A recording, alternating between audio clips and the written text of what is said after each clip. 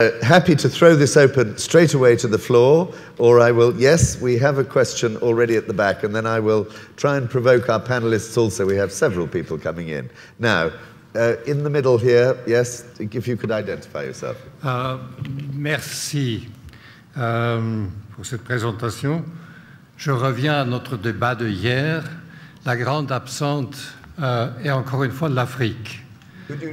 Pardon, est-ce que vous pouvez vous présenter en... Georg Lenk, Autriche, et envoyé spécial pour l'Afrique. Merci. Donc, c'est normal que je parle de l'Afrique. Si on parle de vide stratégique et sécurité, c'est surtout en Afrique qu'on le trouve. Si nous ne faisons pas attention, on n'aura pas une Somalie, mais 2, 3, 4, 5. Je mentionne le Sud-Soudan, le Tchad, Darfour, les Kivu, les deux Guinées, et j'en passe. Donc, qu'est-ce qu'il faut faire? Là, je dirais, par exemple, on attendrait la Russie en Afrique, qui est largement absente.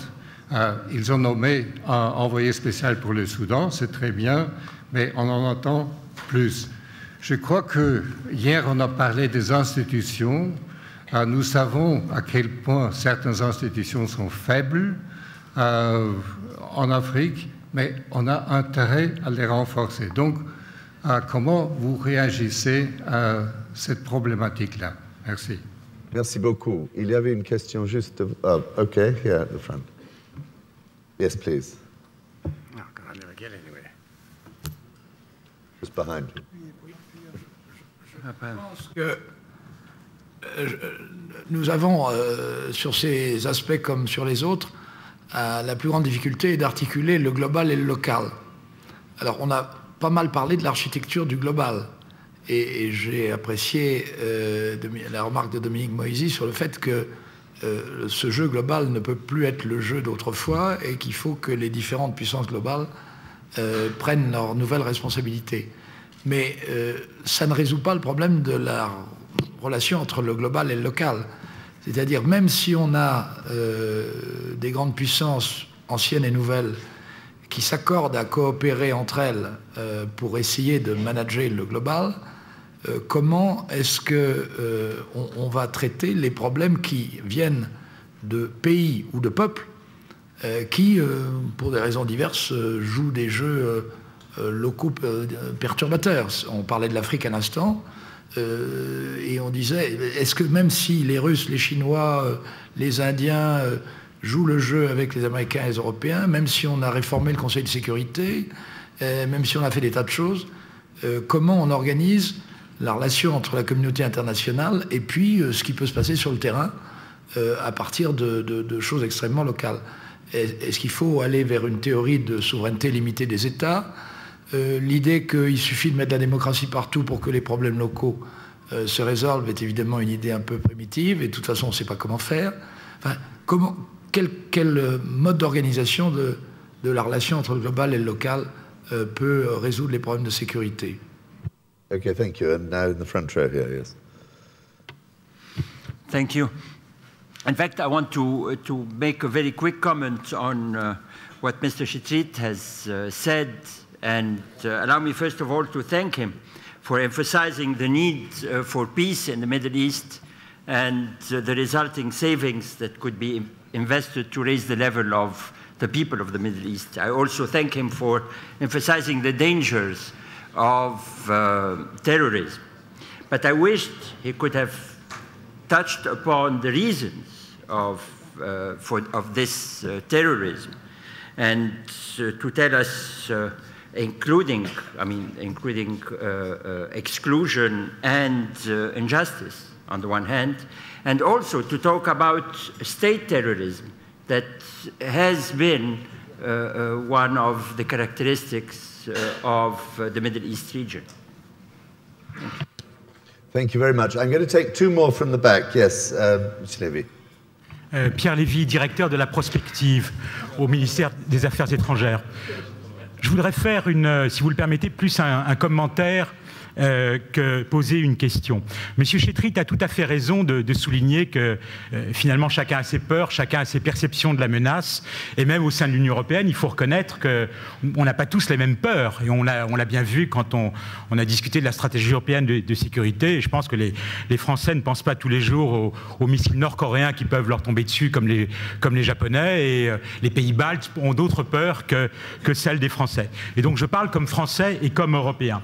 Je voudrais quand même essayer de nuancer certains des propos, parce que je trouve que le paysage est un peu trop noirci, quitte à être un peu à contre-courant.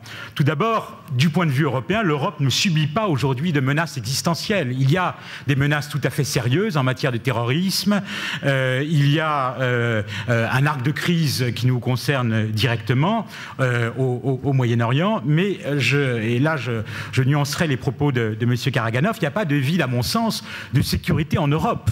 Il y a l'OTAN, il y a l'OSCE, il y a l'Union européenne. Bien évidemment, tout ça n'est pas, comment dirais-je, la Russie n'est pas confortable avec tout cela. Ça ne fonctionne pas toujours très bien, mais nous avons dit, et là je fais référence au débat que nous avions eu à Évian il y a un an, nous avions dit, nous Français, qu'il fallait en parler sérieusement avec les Russes, et c'est le processus qui a été initié. Deuxièmement, c'est tout à fait vrai, et on en a parlé à plusieurs reprises, la multipolarité ne se traduit pas en un nouvel ordre. Mais là aussi, je trouve qu'il faut nuancer les propos selon lesquels les règles du monde ancien ont disparu. Je ne le crois pas. Il y a des efforts d'adaptation à faire. Il y a eu plus ou moins de succès. Je pense en particulier à la résolution 1540. Il y a des absurdités. On a parlé du Conseil des droits de l'homme.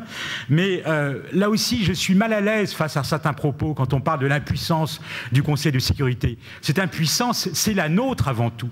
C'est un défaut de volonté politique. On peut prendre des sanctions contre l'Iran pour autant qu'on le veuille.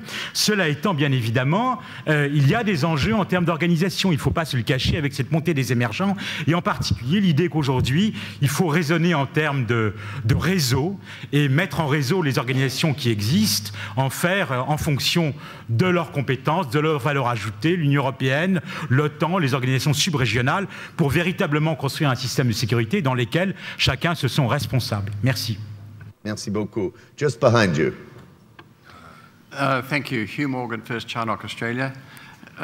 This is a very wide subject that is headed under the heading of security, and the presentations that have been made today touch on both the particular and the generic structures of how we order ourselves.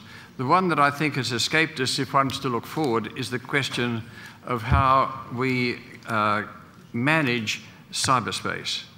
There's no doubt at present that both China and the United States could close each other down tomorrow.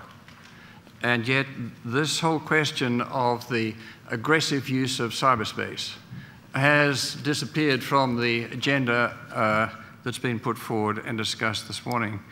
And I really worry, don't worry, I ask the panel, what steps can be taken to ensure that there is some progress like we've had with an NPT, for an international protocol or treaty with respect to the aggressive use of cyberspace, as we've seen by China, Russia in particular already.